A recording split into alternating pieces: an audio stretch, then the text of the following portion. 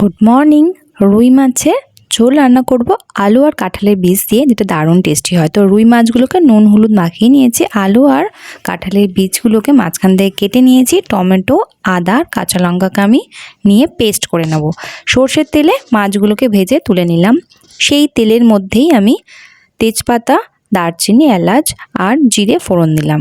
এবার ওর মধ্যেই আলু আর কাঁঠালের বীজগুলো দিয়ে দেব। হাফ চামচ নুন, হাফ চামচ হলুদ দিয়ে ভালো করে নাড়াচাড়া করে ওগুলোকে গ্যাসটা কমিয়ে একটু সফট করে নেব। তারপরে আমি যে পেস্টটা রেডি করেছিলাম টমেটোর, কাঁচা লঙ্কার, আদার, সেটা ঢেলে দেব। এবার জিরের গুঁড়ো, ধনের গুঁড়ো, লঙ্কার গুঁড়ো, হলুদের গুঁড়ো নিয়েছিলাম, সেটার মধ্যে একটু জল মিক্স করে এবার সেটাকে আমি এর মধ্যেই দিয়ে দেব।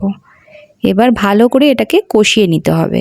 তো কষানোটা কমপ্লিট হয়ে গেলে আমি এর মধ্যে জল মিক্স করে দেব, দিয়ে 1 চামচ নুন দিয়ে ঢেকে দেব। এবার ঝোলগুলো ফুটে আসলে 10 মিনিটের মধ্যেই মাছগুলো আস্তে আস্তে ছেড়ে দেব। তো 10 মিনিট আরও হতে দেব। তারপরে আমার মাছটা একদম রেডি। ওপর থেকে ধনেপাতা কুচিয়ে সার্ভ করে দেব, যেটা দারুণ টেস্টি লাগে। নিশ্চয়ই একবার ট্রাই করবেন। তো আজকের জন্য এখানেই টাটা।